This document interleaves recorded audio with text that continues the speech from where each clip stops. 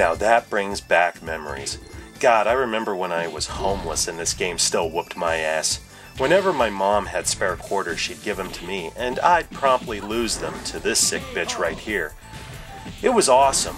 That's when you know you've found something special. Virtua Fighter beats you down, builds you up, and you're that much stronger after all is said and done. Years later, once our financial situation improved, I got my Genesis back and invested in a 32X. One of the first games I bought was Virtua Fighter. This was the first home port I ever played. Looking back, it's kind of funny strange how the original Virtua Fighter is on 32X, yet its sequel was later ported to the Genesis. Fight! 1, ready, go! It's not bad either. It's a damn good port, in spite of the lack of 3D. Anywho, for those of you who may have been living under a rock for the last decade and a half, Virtua Fighter is the first arcade fighting game to utilize fully rendered polygon graphics. Yeah, I'm sure that isn't obvious. Unlike so many of its contemporaries, Virtua Fighter strived for realism, hence why everyone leaps 30 feet into the air like they're in the fucking Matrix. That's sarcasm, folks. In any case, you won't see Akira throwing fireballs or punching his opponent into a ceiling full of spikes or blowing up Tokyo. Combat is grounded in reality, which made it unique. I don't feel as if I'm playing a Street Fighter clone or some Mortal Kombat knockoff. This fighter has its very own style that sets it apart. I know many first-timers find this game frustrating because you can't really button mash your way through it. Virtua Fighter demands technique.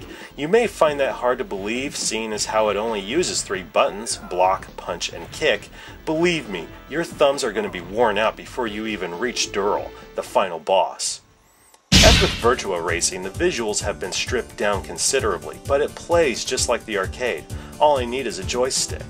While there may not be as many polygons on screen as the original, there are some visual flourishes worthy of note.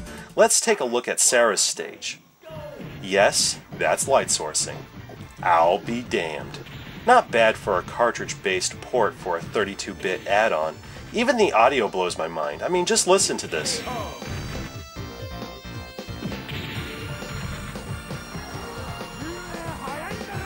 Again, this is a 32-bit cartridge. You gotta hand it to the shroom. This bitch had some power, when used properly.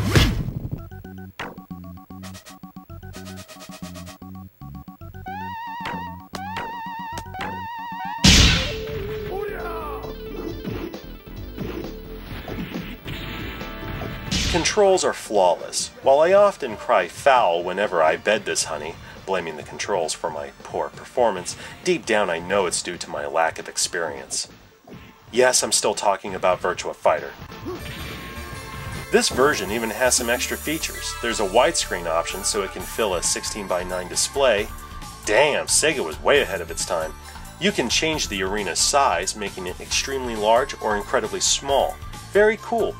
You know what's really hard to believe though? This is actually better than the Saturn version. No shit, folks.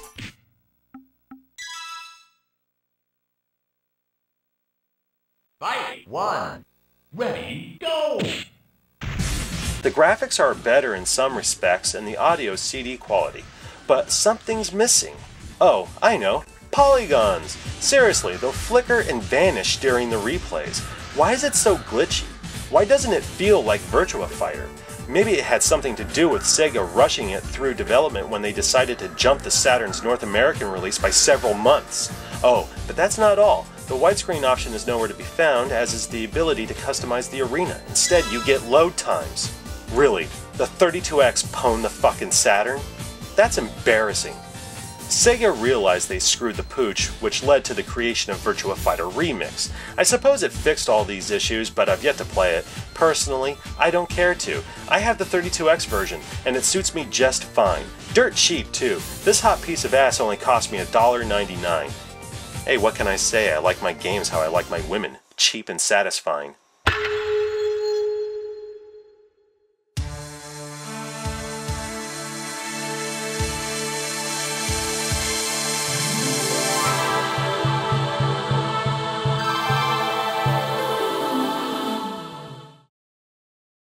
Next time on My Life with Sega.